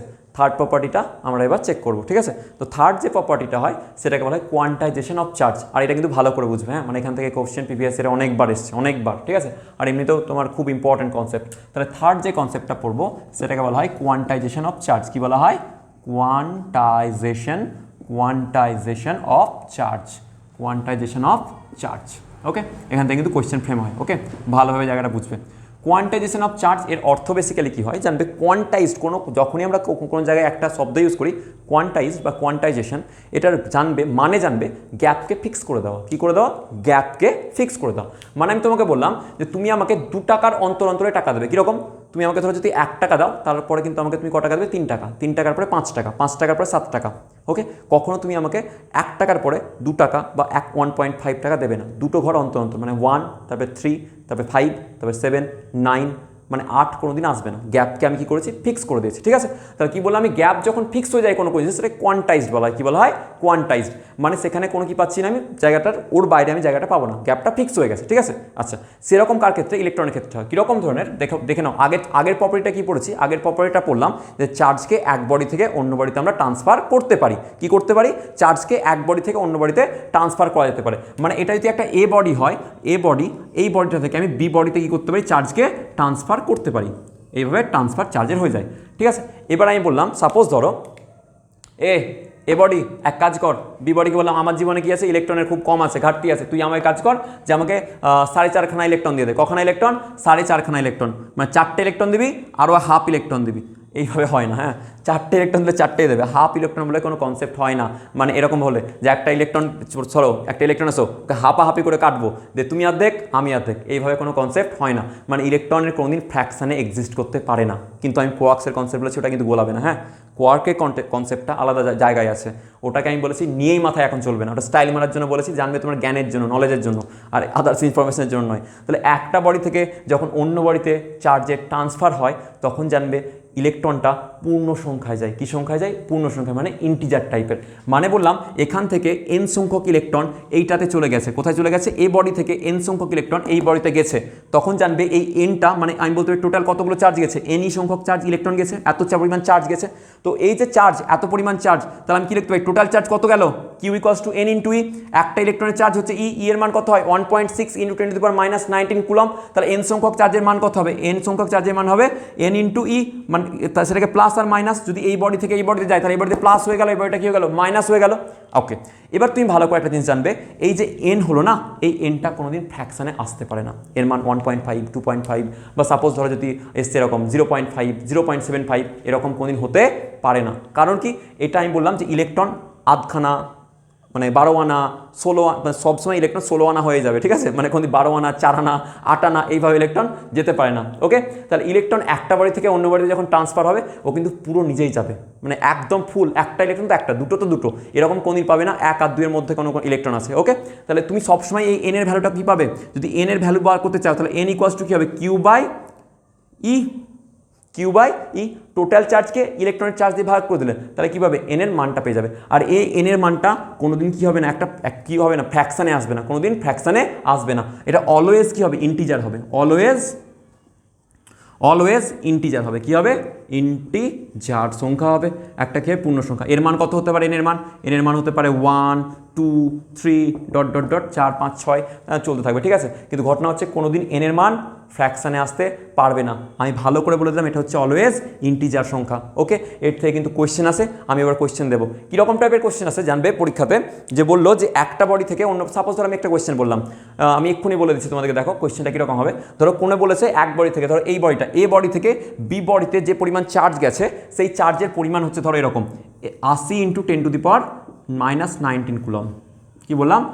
80 × 10⁻⁻19 কুলম চার্জ এই বডি থেকে এই বডিতে গেছে, দিয়ে কোয়েশ্চেন করেছে যে এই চার্জটা কি এক্সিস্ট করতে পারে বা এই চার্জটা কি যেতে পারে ইলেকট্রনের এই বডি থেকে এই বডিতে। তো আমরা কি করে চেক করব? এটা টোটাল চার্জ দেওয়া আছে, তাই না? কি দেওয়া আছে? এটা টোটাল চার্জ। কি বললো আরেকবার কোয়েশ্চেনটা ভালো করে শোনো। বললাম এই বডিটা থেকে এই বডিটাতে আমার এত পরিমাণ চার্জ গেছে, তো এই পরিমাণ চার্জ কি যেতে পারে? চেক করব কি করে? চেক করে নি কীভাবে। টোটাল চার্জ আমরা জানি কত, এই যে এটা, তার টোটাল চার্জ হচ্ছে 80 × 10⁻⁻19 কুলম ইকুয়ালস টু কি বলতে পারি? n × e। এবার তুমি জানো ই এর মান কত হয়? ই এর মান হচ্ছে 1.6 × 10⁻⁻19 কুলম। ওকে, তাহলে কি হবে? 80 × 10⁻⁻19 কুলম ইকুয়ালস টু আমি কি লিখতে পারি? n × 1.6 × 10⁻⁻19 coulomb. ওকে, দেখো ইলেকট্রনের জাস্ট আমি কি বসিয়েছি? চার্জের মান বসিয়েছি, এখানে ইন্টু n, এত সংখ্যক, এটা টোটাল চার্জ না? Total charge equals two n × e, কারণ তুমি জানো এই বডি থেকে যদি n সংখ্যক ইলেকট্রন এই বডিতে যায় তাহলে কত হবে? n × e পরিমাণ, আর সেটা তোমাকে দেওয়া আছে কত? 80 × 10⁻⁻19 কুলম। ওকে, তাহলে n ইকুয়ালস টু দেখো একটা দেখো 10⁻⁻19 -19কে মেরে দিল, তাহলে n ইকুয়ালস টু কি পেলে? 80/1.6 হয়েছে। আচ্ছা, এটাকে তুমি তুলে দিলে, ওপরে 10 হলো, কাটাকুটি আশা করি সব জানো, তাহলে 5 16 কী হয়? 80 হচ্ছে, তাহলে কত হবে? 50। আচ্ছা, 50 কি ফ্র্যাকশন নয় না, ইন্টিজার সংখ্যা? তাহলে কিন্তু এই চার্জটা এখান থেকে এই বাড়িতে ট্রান্সফার হতে পারে। যদি কোনোদিন দেখো পাচ্ছ না, কি পাচ্ছ না, এটা এন এর মানটা ফ্র্যাকশানে আসছে, সাপোজ ধরো কোনো একটা নাম্বার নিলে, সেই নাম্বারে তুমি দেখলে যে নাম্বারটা ফ্র্যাকশানে চলে আসছে, হয়তো 1.5 2.5 এনিথিং আসতে পারে, সেক্ষেত্রে কিন্তু এই এনটা আর এক্সিস্ট করবে না, মানে এই পরিমাণ চার্জ এখানে যাবে না। বোঝা গেছে তো? ওই পরিমাণ চার্জ এক্সিস্ট করতে পারে না। তাহলে এন এর মানটা অলওয়েজ কি আসবে? এন এর মানটা অলওয়েজ একটা ইন্টিজার নাম্বার আসবে, যেটা দেখো 50। তাহলে এই পরিমাণ চার্জ এই বডি থেকে এই বডিতে ট্রান্সফার হতে পারে। ওকে, অঙ্কটা তুলে নাও, পুরো বোর্ডটাকে পজ করে লিখে নাও। ওকে ওকে, তাহলে স্টুডেন্টস তোমরা দেখলে যে আমাদের বেসিক্যালি কি হচ্ছে এখানে, আমরা দেখতে পেলাম কোয়ান্টাইজেশন অফ চার্জ। কোয়ান্টাইজেশন চার্জের উপরে মেন একটা বৈশিষ্ট্য আমি যেটা বলে রাখলাম, যে মানে বেসিক্যালি যদি কোয়েশ্চেন এখান থেকে ফ্রেম হয়েছে প্রিভিয়াস ইয়ারে, তুমি কোয়েশ্চেন পেপার তুলে দেখবে, আর আমরা তোমাকে প্রিভিয়াস ইয়ারে কোয়েশ্চেন করাবো। ঠিক আছে, আমরা বলেছি দেখো Srijan is a promise of quality education, আর প্রত্যেকটা বাংলার প্রত্যেকটা ঘরে ঘরে যাতে কোয়ালিটি এডুকেশন পৌঁছে যায়, সেটার দায়িত্ব আজকে আমাদের আছে, আমরা সেই দায়িত্বটা নিয়েছি। তো সুতরাং তোমাদেরকে আমরা এই কোয়ালিটি এডুকেশন প্রোভাইড কিন্তু করবোই। ঠিক আছে, তাহলে এটা নিয়ে তোমরা ভেবো না। তোমাদের যদি মনে হচ্ছে যে স্যার আমাদের কীভাবে দরকার, তোমরা আমাদের কোনোভাবে সাজেশন দিতে পারো, তোমাদের সাজেশন অলওয়েজ আমরা ওয়েলকাম। তোমাদের কিন্তু পড়ানোর দায়িত্ব যখন নিয়েছি তখন আমরা পড়াবো। ঠিক আছে, এটা আমাদের তরফ থেকে তোমাদেরকে প্রমিস একদম। ওকে, আচ্ছা চলো, তাহলে আমরা কি দেখলাম? কোয়ান্টাইজেশন অফ চার্জের মেন বৈশিষ্ট্য কিন্তু মনে রাখবে, কিউ ইকুয়ালস টু কি হচ্ছে? Total charge equals to plus minus n into e. Okay, তাহলে এন এর মানটা আমি বলেছি কি, এন ইজ অলওয়েজ একটা ইন্টিজার হবে। ওকে, ইন্টিজার মানে এই কোনোদিন ফ্র্যাকশানে আসতে পারবে না, মানে আধখানা ইলেকট্রন, তারপরে 12 আনা ইলেকট্রন যেটা বলছিলাম, 8 আনা ইলেকট্রন, এরকম ধরনের কোনো কনসেপ্ট হয় না। ওকে, তাহলে এটা আশা করি বুঝে গেছো। তাহলে এরপরে যেটা আমরা পড়বো সেটাকে বলা হয় অ্যাডিটিভ প্রপার্টিজ অফ চার্জ। কি বলা হয়? Additive properties of charge. চলো তাহলে 4th নাম্বার চার্জের আমরা কনসেপ্টটা পড়ে ফেলি। ওকে, চলো দেখো, তাহলে আমরা পড়বো 4 নম্বর কনসেপ্ট, 4 নম্বর প্রপার্টি, সেটা হয় additive properties of charge. Additive properties of charge, property of charge কি হয়? চার্জের অ্যাডিটিভ প্রপার্টি বলে এটাকে। ঠিক আছে, চলো দেখে নিই এটাকে। তাহলে অ্যাডিটিভ প্রপার্টি অফ চার্জ মানে কি? সাপোজ বললাম, ধরো এবার বুঝে নাও যে এটা কীরকম। ধরো একটা বডি আছে, এই বডিতে আমি বললাম যে তুমি ধরো 3 কুলম চার্জ দিয়েছো। কত কুলম চার্জ? 3 কুলম। আচ্ছা, আর আমি বললাম এদিক থেকে আবার -2 কুলম চার্জ দেওয়া হয়েছে। কত কুলম চার্জ? -2 কুলম। তাহলে এখন নেট চার্জ কত হয়ে আছে এখানে? নেট চার্জ যদি বলি, নেট চার্জ কিউ কত হবে? তাহলে দেখো 3, এদিকে 3 কুলম আছে, আর ওদিক থেকে -2 কুলম এসছে, তো মাইনাসটা কী করবে? কেটে যাবে, দিয়ে কী বসে থাকবে এখানে? 1 কুলম চার্জ হয়ে থাকবে। মানে তুমি কী করতে পারলে এখানে মাইনাস করে এটাকে দেখো মাইনাস করতে পারলে। বা সাপোজ যদি বলি আমি তারপরে আবার ধরো 2 কুলম চার্জ অ্যাড করলাম, আবার কত কুলম চার্জ অ্যাড করেছি? 2 কুলম না, তুমি ভেরিয়েশনটা পেয়ে যাবে এখানে, ধরো 4 কুলম অ্যাড করেছো। তাহলে আমি আবার কি করতে পারি? প্রথমে দেখো মাইনাস হলো, তারপরে আবার কি করতে পারবো? Q equals to q net, পরবর্তী মুহূর্তে কত পাবো? একবার পেলাম 3 কুলম, তারপরে মাইনাস হয়েছে 2 কুলম, তারপরে আবার অ্যাড হয়েছে কত, আবার অ্যাড হয়ে গেছে 4 কুলম। তাহলে এখন কত আছে, মাইনাস করলে 1 পেলে, আর এখান থেকে 4 আছে, তাহলে এখন হলো 5 কুলম। কোনো অসুবিধা? তাহলে টোটাল চার্জকে তুমি কি করতে পারলে, যোগ করতে পারলে বা বিয়োগ করতে পারলে। আর এই প্রপার্টিসটাকে কি বলা হয়, অ্যাডিটিভ প্রপার্টিস অফ চার্জ। মনে থাকবে তো, একদম ভালো করে মনে রাখো। দেখো অ্যাডিটিভ প্রপার্টি মানে হয় যে তুমি চার্জকে কি করতে পারছো, যোগ বিয়োগ। পাতি কথায় চার্জকে তুমি কি করতে পারছো, যোগ বিয়োগ করতে পারছো, সেটাকে বলা হয় অ্যাডিটিভ প্রপার্টিস অফ চার্জ। ওকে, যেমন দেখো এখানে প্রথমে 3 কুলম চার্জ দিলে, তারপরে -2 কুলম দিলে, তাহলে এখন কত বেঁচে থাকলো, 1 কুলম। তারপরে আবার 4 কুলম দিলে, তাহলে আবার 4 কুলমকে যোগ করে দিলাম, তাহলে কত পেলে এখন টোটাল 5 কুলম চার্জ। কোনো অসুবিধা নেই, কি করে পেলাম, যোগ করে পেলাম। আর এই প্রপার্টিসটাকে কি বলা হয়, অ্যাডিটিভ প্রপার্টিস অফ চার্জ। কোনো অসুবিধা নেই তো বাচ্চারা? ঠিক আছে, তুলে নাও পজ করে। ওকে, তাহলে বাচ্চারা, স্টুডেন্ট সবাই আমরা দেখলাম যে অ্যাডিটিভ প্রপার্টিটা কী হয়, বেসিক্যালি চার্জগুলোকে আমরা অ্যাড করতে পারি বা সাবস্ট্রাক্টও করতে পারি, মানে চার্জকে যোগ করতে পারি, চার্জের প্রপার্টি ফলো করে এটা, বা ওখান থেকে ধরো চার্জে বিয়োগ করতে পারি। আমাদের এই বিষয়ে কোনো দ্বিমত আশা করি নেই। যদি কোনো প্রবলেম থাকে অবভিয়াসলি ভাই টেলিগ্রাম চ্যানেল আমাদের আছে, সেখানে গিয়ে তোমাদের কমেন্ট বা সেখানে গিয়ে তোমাদের যেভাবে তুমি আমাকে রিচ করেছো, এর আগেও আমাকে প্রায় অনেকজন, প্রায় 20-25 জন মতো তোমরা আমাকে মেসেজ করেছো পার্সোনালি। আমার সত্যি খুব ভালো লাগলো, মানে I appreciate all of your effort. তোমরা যেটা করছো, তোমরা যেভাবে পড়ছো, তোমাদের এই পড়ার যে নেচার, এটাকে কনসিস্টেন্ট বজায় রাখো। আমাদের সাপোর্ট তোমাদের সাথে চিরটা কাল থাকবে। চিরটা কাল মানে যতদিন মতো নিট না হচ্ছে, নিটের পরে পর্যন্ত তোমাদেরকে সাপোর্ট করবো, ঠিক আছে? সেই জন্যই তোমাদের পাশে আসা আজকে। তো তোমরা ভেবো না যে আমরা মানে হয়তো আজকে এসছি, কালকে আমরা তোমাদেরকে সাপোর্ট করবো কি করবো না। তোমরা আমাদেরকে ফুললি বিশ্বাস করতে পারো। আর তারপরে আমাদের শুধুমাত্র এটাও বলেছি যে শুধুমাত্র সায়েন্স সেকশন নয়, আর্টস সেকশনেও কিন্তু আমরা আসছি। হ্যাঁ, তো আর্টসের যে তোমাদের দেখবে সোমনাথ স্যার অলরেডি ভিডিও দিতে দেবেন তোমাদের আজকে বা কালকের মধ্যে ওনার ভিডিও তোমরা পেতে থাকবে। তো সোমনাথ স্যারের ফাটাফাটি বাংলা লেকচার তোমরা পেতে পাচ্ছ। তো তোমাদের আর্টসের যারা বন্ধু হয় তাদেরকেও তোমরা জানাও। সায়েন্সের অবভিয়াসলি নিট পর্যন্ত, NEET level, joint level, advance level পর্যন্ত আমরা পড়াবো, ঠিক আছে? তো চলো নেক্সট প্রপার্টিটা আমরা পড়ে ফেলি। সেটাকে বলা হয় কনজারভেশন অফ চার্জ। কি বলা হয়, কনজারভেশন অফ চার্জ। তাহলে আমরা 5 নম্বর প্রপার্টি পড়বো, তাই তো? সেটাকে হচ্ছে conservation of charge. Conservation of charge, of charge. Charge কি হয়, কনজার্ভ থাকে। ওকে, তো আমরা তারপরে 5 নম্বর প্রপার্টি তাহলে কি পড়ছি, কনজারভেশন অফ চার্জ, মানে চার্জের সংরক্ষণ। বেসিক্যালি কী হয় এটা বোঝার চেষ্টা করো, জায়গাটা কোয়েশ্চেনে কীভাবে ফেমাস, কোয়েশ্চেন দিয়ে আমি বুঝিয়ে দিচ্ছি কীরকম। সাপোজ বেসিক্যালি কী হয় দেখো, যে আমি বলে দিই, কনজারভেশন তোমরা শক্তির সংরক্ষণ পড়েছো, মাসের সংরক্ষণ পড়েছো, সেরকমই কোনো একটা বিচ্ছিন্ন বা আইসোলেটেড, মানে যদি সিস্টেম বলা হয়, তো আইসোলেটেড সিস্টেম বা বিচ্ছিন্ন সংস্থার চার্জ কি হয়, অলওয়েজ কনস্ট্যান্ট থাকে বা ধ্রুবক থাকে বা অপরিবর্তনশীল থাকে। কি বললাম, কোনো একটা বিচ্ছিন্ন সংস্থা বা আইসোলেটেড সিস্টেম মানে কি, ধরো একটা বিচ্ছিন্ন সংস্থা। জানবে যে প্রথম যখন আমি এটা শুনেছিলাম, মানে কোয়েশ্চেন মানে দেখেছিলাম, ওই যখন এতে পড়ি আমি যখন পড়তাম, দেখেছি বিচ্ছিন্ন সংস্থা। তো বিচ্ছিন্ন সংস্থা বাংলা মানেটা আমার বুঝতে অনেকক্ষণ মানে টাইম লেগেছিলো, যে ওটাকে আইসোলেটেড সিস্টেম বলা হয়। মানে কি, এর বাইরে থেকে, এর ওপর কেউ বাইরে থেকে আসবে না, বা এখান থেকে ভেতর থেকে বাইরে কেউ যাবে না, ঠিক আছে? Isolated system. তো আইসোলেটেড সিস্টেম আমরা আরও ডিটেলসে পড়বো যখন পড়ার। কিন্তু জানবে যে এটা যদি আইসোলেটেড সিস্টেম হয়, কি সিস্টেম হয়, আইসোলেটেড সিস্টেম, মানে বিচ্ছিন্ন সংস্থা। কি বললাম, বিচ্ছিন্ন সংস্থা। তো সেই সংস্থার মানে চার্জ কি হয়, অলওয়েজ কনস্ট্যান্ট থাকে। মানে কি বললাম, সর্বদা ধ্রুবক থাকবে। মানে বেসিক্যালি যদি বলি, charge neither be created nor be destroyed, এটাও ফলো করে কি চার্জ। তাহলে চার্জকে আমরা না ধ্বংস করতে পারি না সৃষ্টি করতে পারি। তাহলে ধরো এইটা একটা ছিল আইসোলেটেড সিস্টেম। এখানে ধরো 3খানা বল ছিল, ball number A, ball number B, আর বল হচ্ছে সি। এই 3খানা বল ছিল। আমি বললাম এই বলে ধরো এখানে ছিল 2 কুলম চার্জ। কত কুলম চার্জ, 2 কুলম। এখানে কত চার্জ আছে দেখো, -7 কুলম। সাপোজ ধরে নাও -7 কুলম চার্জ। আর এখানে ধরে নাও 4 কুলম চার্জ আছে। কত আছে, 4 কুলম চার্জ। তাহলে কি বললাম, -7 কুলম এখানে, বি বলে, এ বলে 2 কুলম, আর সি বলে হচ্ছে 4 কুলম চার্জ আছে।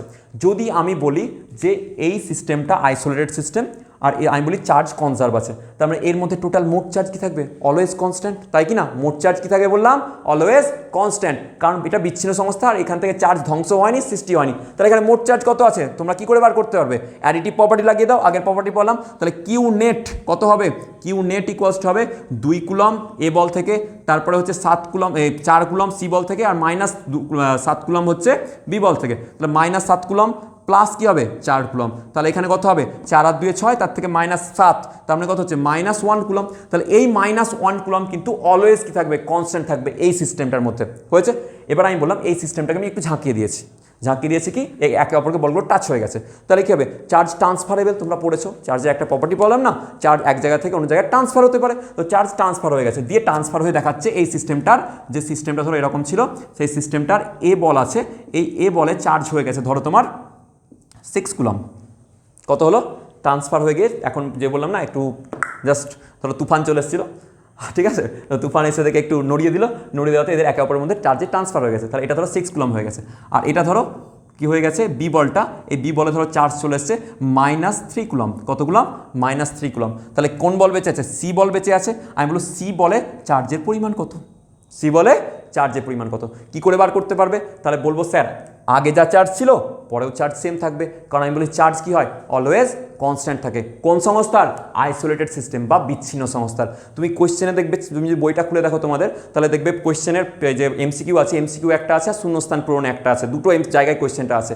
যে একটা বিচ্ছিন্ন সংস্থার চার্জ সর্বদা কি থাকে, সর্বদা ধ্রুবক থাকে, ওকে, তাহলে কি বললাম একটা আমি যদি স্টেটমেন্ট টাইপের কোশ্চেন যদি বানাতে পারি, স্টেটমেন্ট কোশ্চেন আমি বলেও দিচ্ছি, তাহলে আগে এই কোশ্চেনটা করে নাও, তাহলে কোশ্চেনটা বেসিক্যালি কী হবে দেখছো, যে আমি বললাম যে এটাতে 2 কুলম, এটাতে -7, এটাতে 4, তার টোটাল চার্জ কত হয়েছিল -1, তাহলে নিশ্চয়ই এখানেও টোটাল চার্জ কত হবে -1 হবে, তার টোটাল চার্জ ধরলাম আমি সিতে কত আছে এখন এক্স, সিতে কত চার্জ আছে এক্স, তাহলে দেখো এতে কত আছে 6 কুলম, তার সঙ্গে কত কুলম -3 কুলম, বিতে আছে তাহলে -3 কুলম চার্জ, সিতে কত আছে +x কুলম, এই টোটাল চার্জ কত কার সঙ্গে সমান হবে -1 সঙ্গে, কারণ এখানকার মোট চার্জ কত -1, তাহলে নিশ্চয়ই বাইরে থেকে তো এটা তো আইসোলেটেড সিস্টেম, বাইরে থেকে কারো ইন্টারাকশন কিছু হয়নি, আর আমরা চার্জ কি জানি neither be created nor be destroyed, তাহলে ইন দ্যাট কেস এই ক্ষেত্রে কি হচ্ছে যে আমার টোটাল চার্জটা কিন্তু কনস্ট্যান্ট থাকছে এখানে কত -1 কুলম, ওকে, তাহলে কি হচ্ছে দেখো এখান থেকে কত হবে 3 coulomb plus x equals to -1 coulomb, তাহলে x ইকুয়ালস টু কত হবে -1 কুলম প্লাস -3 কুলম, -3 কুলম, তাহলে কত হলো -4 কুলম, অসুবিধা নেই আশা করি, তাহলে -4 কুলম চার্জ, এটা তো হয়তো তোমাদের কাছে যদি কেটেও যায় তাহলে তুমি এখান থেকে করে নিতে পারো, আমি পাশে একটু লিখে দিচ্ছি, হয়তো তোমাদের ক্যামেরাতে যায় না, আমি বুঝতে পারছি না কতটা ধরছে ওখানে, তাহলে এখান থেকে তুমি দেখতে পারো এদিক থেকে যদি নিয়ে যাও তাহলে 3 কুলম মাইনাস হচ্ছে কত থেকে 6 থেকে, তাহলে +3 কুলম থাকছে plus x equals to -1 coulomb, okay, তাহলে এটাই কি বলতে পারি এক্স ইকুয়ালস টু কত হবে -1, আর এদিকে 3 গেলে ওদিকে হবে -3, তাহলে -3 -4 কত -1 কত হবে -4 কুলম, ওকে, তাহলে এটা হয়ে গেলো -4 কুলম, তাহলে দেখো তোমাকে যদি এই ধরনের কোশ্চেন দিয়ে দেয় তাতেও কিন্তু আমাদের কোনো প্রবলেম হবে না, ওকে, তাহলে আমার একটা আমি বুঝে গেলাম যদি কি বললাম কোনো একটা আইসোলেটেড সিস্টেমের চার্জ অলওয়েজ কি থাকে কনস্ট্যান্ট থাকে না, তার জন্য এটা বলতে পারি charge neither be created nor be destroyed, তাহলে স্টেটমেন্ট টাইপের যদি কোশ্চেন ধরো আসে, স্টেটমেন্ট টাইপের কোশ্চেন কীভাবে আসে, যদি আমি স্টেটমেন্ট এখানে লিখি আজকের স্টেটমেন্ট ধরো 1 ফার্স্ট স্টেটমেন্ট কী হয় যে ইন অ্যান আইসোলেটেড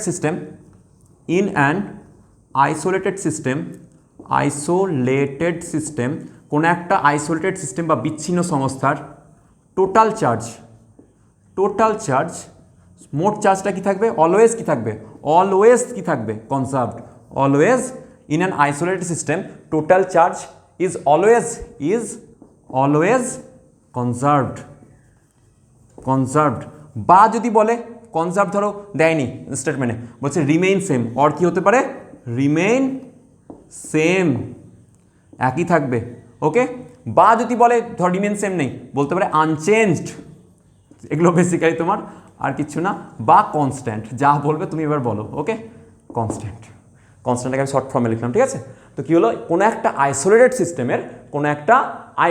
সিস্টেমের টোটাল চার্জ অলওয়েজ, মার্ক করে রাখো সর্বদা অলওয়েজ কি হবে কনজার্ভ থাকবে, সেম থাকবে, আনচেঞ্জ অপরিবর্তনশীল থাকবে, বা কনস্ট্যান্ট থাকবে মানে ধ্রুবক থাকবে, যেগুলো বিচ্ছিন্ন সংস্থার চার্জ তাহলে কী হলো ধ্রুবক, বোঝা গেছে আশা করি, ওকে তুলে নাও পজ করে। তাহলে বাচ্চারা তোমরা সবাই দেখে নিলে যে আমরা কি পড়ালাম যে বেসিক্যালি চার্জ হচ্ছে কনজার্ভড, তাহলে কোনো একটা আইসোলেটেড সিস্টেমের চার্জ কি থাকে অলওয়েজ কনজার্ভ থাকে, মানে ওর চার্জের না ধ্বংস হবে না সৃষ্টি হবে, একটা কোনো আইসোলেটেড সিস্টেমের চার্জ অলওয়েজ কনস্ট্যান্ট থাকে, রিমেইন সেম থাকে, আনচেঞ্জ থাকে, কনস্ট্যান্ট থাকে, যা ধরনের থাকে মানে তুমি বুঝতেই পারলে ধ্রুবক থাকবে আলটিমেটলি, ঠিক আছে, ওকে, নেক্সট আমরা চলে আসি নেক্সট প্রপার্টি যেটা হলো আই থিঙ্ক 6 নম্বর হবে, রাইট, ওকে, তাহলে 6 নম্বর প্রপার্টি যেটা হচ্ছে সেটা হচ্ছে তোমার 6 না 7 আই থিঙ্ক 6, ওকে, ঠিক আছে, তাহলে 6 নম্বর প্রপার্টি যেটা পড়ছি সেটা পড়বো ইনভ্যারিয়েন্ট প্রপার্টিজ অফ চার্জ, কী হবে invariant properties of charge, invariant property of charge, চার্জের ইনভ্যারিয়েন্ট প্রপার্টি, ঠিক আছে, CHARGE invariant property of charge. Okay, তাহলে ইনভ্যারিয়েন্ট প্রপার্টিস অফ চার্জ মানেটা কি বলছো? তার আগে আমি একটুখানি কথা বলে ফেলি। ধরবে এরকম আছে, তোমরা একটা জানবে, কেমিস্ট্রিতে পড়তে গিয়েও দেখেছো, যদি অ্যাটমিক স্ট্রাকচার দেখো তাহলে আমরা একটা সবসময় রেশিও বার করি মুলিকান এক্সপেরিমেন্টের থেকে, বা যখন চার্জের মান বার করা হচ্ছিল তখন Q/m এই রেশিওটা বার করা হতো। কী বার করা হতো? Q/m। এই রেশিওটা কিন্তু একটা খুব গুরুত্বপূর্ণ ভূমিকা আমাদের জীবনে বহন করে। হ্যাঁ, মানে Q/m এর এই যে রেশিওটা, এটা কিন্তু বিজ্ঞানীরা কেন রেখেছিল বা কোয়েশ্চেনেও কেন আছে, তোমরা দেখবে আমাদের আছে এতেও Q/m এর মান কত হয় জিজ্ঞাসা করে, ঠিক আছে। অনেক ক্ষেত্রে ক্যাথোডের ক্ষেত্রে, অ্যানোডের ক্ষেত্রে Q/m কোথায় কনস্ট্যান্ট হয়, কোথায় ভেরিয়েবল হয়, সব পড়াবো, চাপ নেই না, ঠিক আছে। তো এগুলো কোয়েশ্চেন পরীক্ষাতে এসছে যে ক্যাথোডের ক্ষেত্রে জানবে, আমি বলেও দিচ্ছি একটা জিনিস, ক্যাথোডের ক্ষেত্রে জানবে Q/m এর রেশিওটা অলওয়েজ কনস্ট্যান্ট থাকে। কী থাকে বললাম?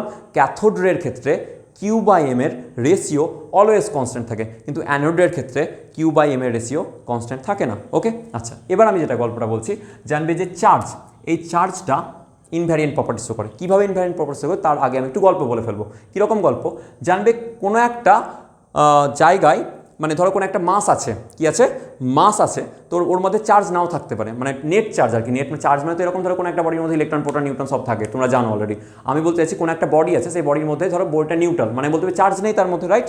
তাহলে কোনো একটা মাস আছে বাট ওর মধ্যে চার্জ নাও থাকতে পারে। কিন্তু আমি যদি রিভার্স করি জায়গাটায়, কি বলি যে কোনো একটা বডিতে চার্জ আছে তার মাস নেই, এটা কোনোদিন হতে পারে না। আচ্ছা, স্টেটমেন্টটা আশা করি ক্লিয়ার হলো না? আমি সেকেন্ড টাইম বলছি। কি বললাম? কোনো একটা বডিতে ধরো মাস আছে, চার্জ নেই। হ্যাঁ, নিউট্রাল চার্জ, নিউট্রাল আছে বডিটা, কোনো অসুবিধা কিছু নেই। মাস আছে কিন্তু চার্জ কি বললাম? নেই। কিন্তু আমি গল্পটা উল্টাচ্ছি, চার্জ আছে মাস নেই, এরকম কিন্তু কনসেপ্ট হতে পারে না। মানে যদি কোথাও চার্জ আছে তাহলে তার সেখানে মাস থাকা মাস্ট। বুঝতে পারলাম? যেমন দেখো, ইলেকট্রনের মাস খুবই কম বলেছি না, খুবই কম বলেছি ইলেকট্রনের মাস, বাট আছে তো না। বললাম স্মলেস্ট চার্জ কত হয়? স্মলেস্ট চার্জ হচ্ছে আমার কি, মানে ইলেকট্রনের চার্জের মানটা। তো ইলেকট্রনের চার্জের মানেরও একটা মাস আছে, দেখো ইলেকট্রনের একটা মাস আছে, তাহলে মাস পাই, তাহলে মাস ছাড়া চার্জকে আলাদাভাবে এক্সিস্ট করাতে পারবে না। বুঝতে পারলাম? কোথাও মাস বললে m=0 আর ওর মধ্যে চার্জ আছে, এটা কিন্তু হতে পারে না। চার্জ যদি থাকতে হয় মাসকে অবশ্যই থাকতে হবে, কিন্তু মাস আছে কিন্তু ওর মধ্যে চার্জ থাকতেও পারে, নাও থাকতে পারে, মানে নিউট্রাল বডিও হতে পারে। ওকে, আচ্ছা, এবার আমি চলে আসি অন্য জায়গাতে। জানবে যে এরকম আমি একটা কথা বলছি, জানবে আমরা এখন পর্যন্ত ফিজিক্সে মেকানিক্স যদি দেখো, তাহলে মেকানিক্সে আমরা ভরকে সবসময় কনস্ট্যান্ট ধরে চলি। মানে ভর কনস্ট্যান্ট মানে কোনো জিনিসের ভরের পরিবর্তন হয় না। কি হয় না? ভরের পরিবর্তন হয় না, ভর চেঞ্জ হয় না, ভর ভ্যারি করে না, ভরের মানটা কোথাও ভ্যারি করে না। আমরা পড়েছিলাম যেরকম যে ওজন পরিবর্তিত হয়, মানে ওয়েট, যেটা এক জায়গা থেকে এক জায়গায়, এখান থেকে বললাম তুমি কাশ্মীরে চলে গেছো তাহলে তোমার ওয়েটের পরিবর্তন হয়ে যেতে পারে, কিন্তু মাস কনস্ট্যান্ট থাকে, মাসের কোনো পরিবর্তন হয় না। কিন্তু আমি একটা তোমাকে আজকে কথা বলছি যে আমাদের মাসও পরিবর্তনশীল হতে পারে। এবার বলে স্যার এটা তাহলে কি ফিজিক্সে বলছেন এরকম কথা? কেমিস্ট্রিতে মেনে নেওয়া যায় যে এটা হয়ে যায় এক্সেপশন এক্সেপশন এক্সেপশন, কিন্তু ফিজিক্সেও আজকাল নিয়ে আসছেন না, একদম নয় এরকম কিছু। জানবে এটা প্রপারলি কনসেপ্ট বোঝানো যেতে পারে। তো কি বললাম যে একটা মাস কি হতে পারে? ভেরিয়েবল হতে পারে। মাস কি বললাম? ভেরি হতে পারে। কীরকমভাবে ভ্যারি হতে পারে? জানবে আমি যদি বলি, মানে নর্মাল ক্ষেত্রে যদি দেখলাম যে আমি দৌড়াচ্ছি, কী করছি? আমি দৌড়াচ্ছি। আমি যে দৌড়াচ্ছি, এই দৌড়াতে হতে তাহলে আমার মাস কমে যাবে না বেড়ে যাবে? কেউ তাহলে তুমি দেখো, কেউ হয়তো দৌড়াচ্ছি, আমি দেখছি দৌড়াতে দৌড়াতে আমার মাস কমে যাচ্ছে, এরকম হয়েছে কোনো দিন? এরকম কোনো দিন হয় না, কারণ আমাদের যে দৌড়ানোর যে বেগটা, সেই বেগটা খুব কম থাকে। কি থাকে? খুব কম বেগে দৌড়ায়। কিন্তু সাপোজ ধরো যদি আমি বলি যে আমার গতিবেগ খুব বেশি হয়ে গেছে, খুব বেশি মানে একদম ধরো ওই আলোর লেভেলের, আলোর গতিবেগ যেরকম সেই লেভেলে যদি গতি হয়ে যায়, সেক্ষেত্রে কিন্তু মাস ভেরিয়েবিলিটি শো করে, মাস কিন্তু ভ্যারি করতে থাকে। আমি এই পয়েন্টটা বলছি, একটু ভালো করে শুনবে। মাস কিন্তু ভ্যারি করতে পারে। কীরকম ধরনের? আমি জাস্ট একটা এক্সাম্পল দিই। সাপোজ ধরো ইলেকট্রন ভর কত? খুবই কম না, 10⁻31 অর্ডারে, 10⁻31 অর্ডারে কি হচ্ছে? একটা ইলেকট্রনের মাস। তো সাপোজ আমরা জানি, যদি নিউটনের ল লাগাও, তোমার যদিও নিউটনের ল লাগাতে পারবে না এখানে, F=m×a হয়, তাহলে অ্যাক্সিলারেশন A = কী হবে? F/m, তাই না? এবার তুমি ভেবে দেখো m ইলেকট্রনের জন্য কত হয়? খুবই কম না, 10⁻31-এ। তুমি যদি সাপোজ ধরো একটা ইলেকট্রনের ওপরে 1 নিউটন বল প্রয়োগ করেছো, কত newton? Just 1 newton, just 1 newton বল প্রয়োগ করেছো, এখানে কিন্তু 10⁻31-এ আছে, যেহেতু মাসটা খুবই হালকা। তুমি ভাবো অ্যাক্সিলারেশন কোন অর্ডারে আসবে? তাই না? অ্যাক্সেলারেশনটা কিন্তু প্রচুর প্রচুর প্রচুর হাই হয়ে যাবে। আর এত বেশি অ্যাক্সেলারেশন মানে এত বেশি বেগ হবে, মানে জাস্ট ইলেকট্রনকে একটা নিয়ে ধর চাটা মেরে দিলে পটাম করে, তাহলে ও এমন জোরে ছুটবে যে ওর মাসটা ওখানে গিয়ে ভ্যারিয়েবল শো করে যায়। আর কীভাবে ম্যাস ভ্যারিয়েশন শো করে? আর বাই দ্য ওয়ে আমি বললাম এই জায়গাটা কিন্তু তুমি লাগাতেই পারবে না। কোথায়? কার ক্ষেত্রে?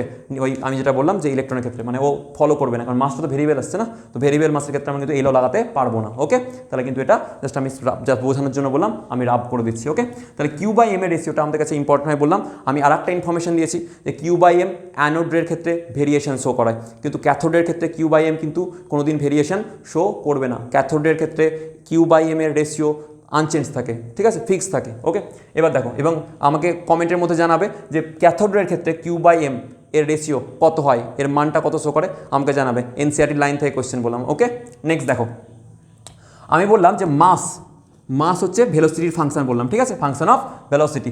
সেটা হয় এম নট মানে হচ্ছে স্থির মাস বা রেস্ট মাস। কি বলা হবে? Rest mass. কি বলা হয়? Rest mass. বাই হয় √1 minus v square by c square, v square by c square. এই ভিটা কি হচ্ছে? এই ভি হচ্ছে ভেলোসিটি অফ পার্টিকেল। কি হয়? ভেলোসিটি অফ পার্টিকেলটার ভেলোসিটি। কি হয়? পার্টিকেলটার ভেলোসিটি। আর সিটা কি হয়? সিটা হচ্ছে লাইটের ভেলোসিটি অফ লাইট। কি হলাম? Velocity of light. Okay, velocity of light. এবার তুমি ভেবে দেখো, আমাদের নর্মাল মেকানিক্স যখন পড়েছি 11-এ, তখন কি আমাদের ভেলোসিটি কত হয়েছে? কোনোদিনই আলোর গতিবেগ নিয়ে আমরা গতির বেগ কাছাকাছি গতিবেগ নিয়ে আমরা কিন্তু কাজ করিনি। আলোর গতিবেগ কত হয়? 3 × 10⁸ মিটার পার সেকেন্ড। অনেক অনেক অনেক বেশি কি হয়? আলোর গতিবেগ অনেক বেশি ফাস্ট হয়। সেক্ষেত্রে কিন্তু আমরা যখন মেকানিক্স পড়েছি, সেক্ষেত্রে কিন্তু আমাদের গতিবেগ 50, 60, 70 এইভাবে আমরা চলতো, যেটা কিন্তু আলোর বেগের থেকে খুবই খুবই কম। তাই নর্মাল লাইফে যদি আমরা দেখি, নর্মাল লাইফে ভি এর মানটা খুবই খুবই খুবই কম হয়। কার থেকে? সি এর থেকে। সেই জন্য মাসের কোনো পরিবর্তন হয় না। তুমি এই কোয়েশনে পুট করে দেখো, v square by c square, এটা কিন্তু রেশিওটা খুবই খুবই কি আসবে? নগণ্য আসবে। তাহলে তুমি 1 পেয়ে যাবে, মানে মাস কিন্তু এম নটই শো করে। কিন্তু যদি কি হয়ে যায়, এই ভি এর মানটা নিয়ারলি ইকুয়ালস টু সি এর সঙ্গে সমান হয়ে যায়, বা এর থেকে ধরো যদি ইনকেস বেশি করতে পারো, বেশি করলে তো আরও খেলা জমে যাবে, তখন তো ইমাজিনারি মাস চলে আসে।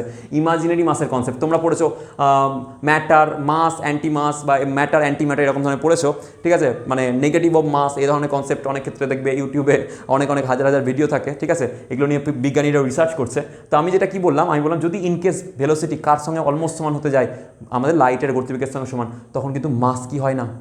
মাস কিন্তু ফিক্স থাকে না, আর রেস্ট থাকে না, এ কিন্তু ভ্যারি করে যাবে। ওকে, আমার গ্রেটলি ভ্যারি করে, অনেক ভ্যারি করে, ঠিক আছে। আচ্ছা, তো এইটা হচ্ছে মাস, দেখো ভ্যারি করে যাচ্ছে। তাহলে কোনো একটা আমি কি প্রথমে আজকে কি বলতে গেলাম, আমি প্রথমে আজকে যখন ইনভ্যারিয়েন্ট প্রপার্টি, লাস্ট এটা প্রপার্টি পড়ছি, ইনভ্যারিয়েন্ট প্রপার্টি যখন পড়তে গেলাম, আমি বললাম যে কোনো একটা জায়গাতে মাস আছে, চার্জ নাও থাকতে পারে, কিন্তু কোনো একটা বডিতে চার্জ আছে, মাস নেই, এই কনসেপ্ট হতে পারে না। এবার দেখলাম মাস কিন্তু ভ্যারি করে যায়। কি করে? মাস কিন্তু এই নিয়ম অনুসারে ভ্যারি করে যায়, যদি ভি এর মানটা সি এর অলমোস্ট, সি মানে লাইটের বেগ কাছাকাছি আসে।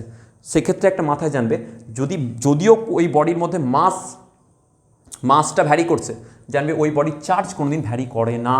কি বললাম? মাথায় ভালো করে রাখো, চার্জ কোনোদিন ভ্যারি করে না, চার্জ সবসময় ইনভ্যারিয়েন্ট হয়। Charge is always invariant, invariant. Charge কোনোদিন ভেলোসিটির ওপর ডিপেন্ড করবে না, does not depend upon velocity. Okay, তাহলে চার্জ কোনোদিন ভেলোসিটির ওপর ডিপেন্ড করে না। কে ডিপেন্ড করে? মাস যদিও ভেলোসিটির ওপর ডিপেন্ড করে, চার্জ ভেলোসিটির ওপর ডিপেন্ড করে না।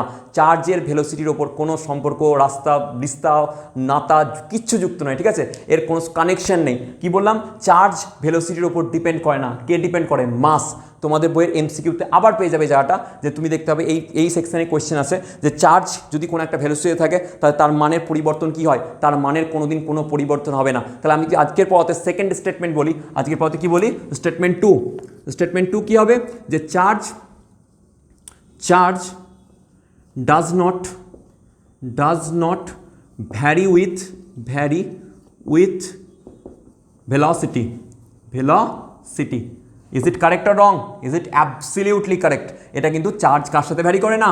চার্জ ভেলোসিটির সাথে কোনোভাবে ভ্যারি করে না। মাথায় যেন খুব সুন্দরভাবে কে থাকে, কিন্তু মাস ভ্যারি করে। হ্যাঁ, তো এটা কিন্তু কনসেপ্ট মাথায় রাখবে।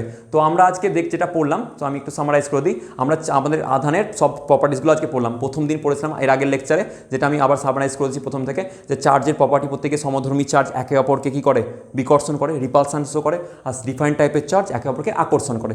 সেকেন্ডে পড়তে গিয়ে গেলাম চার্জকে আমরা ট্রান্সফার করতে পারি, এক বডি থেকে অন্য বডিতে চার্জকে ট্রান্সফার করা যায়। তাহলে চার্জ হচ্ছে ট্রান্সফারেবল, তারপরে থার্ড কী পড়লাম, দেখলাম অ্যাডিটিভ প্রপার্টি পড়লাম, যে চার্জ কোয়ান্টাইজেশন পড়েছি থার্ডটাকে। কোয়ান্টাইজেশন মানে এক বডি থেকে অন্য বডিতে চার্জকে ট্রান্সফার করবো কোয়ান্টাইজড হতে, মানে গ্যাপকে ফিক্স করে দেবো, মানে একটা পাঠাবো, দুটো পাঠাবো, তিনটে পাঠাবো, কিন্তু কখনো আড়াইখানা চার্জ গেল বা ধরো 2.75 চার্জ গেল, এরকম হতে পারে না, মানে এন অলওয়েজ কী হবে, ইন্টিজার হবে। আচ্ছা, তারপরে প্রপার্টি কী পড়েছিলাম, তারপরে প্রপার্টি পড়ে ফেললাম আমরা যে ওই একটা বডি থেকে যদি চার্জ অন্য বডিতে যায়, আগেরটা যে ছিল আমি একটু লিঙ্ক আপ করে দিচ্ছি, যে একটা বডির মাস কিন্তু কমে যায়, একটা বডির মাস বেড়ে যায়, মানে যেখান থেকে ইলেকট্রন ধরো এখান থেকে বেরিয়ে অন্য বডিতে গেল, যে বডিতে গেল তার মধ্যে কিন্তু মাসটা একটু বেড়ে গেল আর এই বডির মাসটা কমে গেল। আচ্ছা, তারপরে আমরা বললাম চার্জ কি থাকে, কনজার্ভ থাকে। কোনো একটা যদি বিচ্ছিন্ন সংস্থা নেওয়া হয় বা আইসোলেটেড সিস্টেম নেওয়া হয়, সেই আইসোলেটেড সংস্থার চার্জ অলওয়েজ কনজার্ভ থাকবে। আর তারপরে আমরা কি চার্জকে neither be created nor be destroyed. আচ্ছা, তারপরে আমরা কি বললাম, ইনভ্যারিয়েন্ট প্রপার্টিস অফ চার্জ,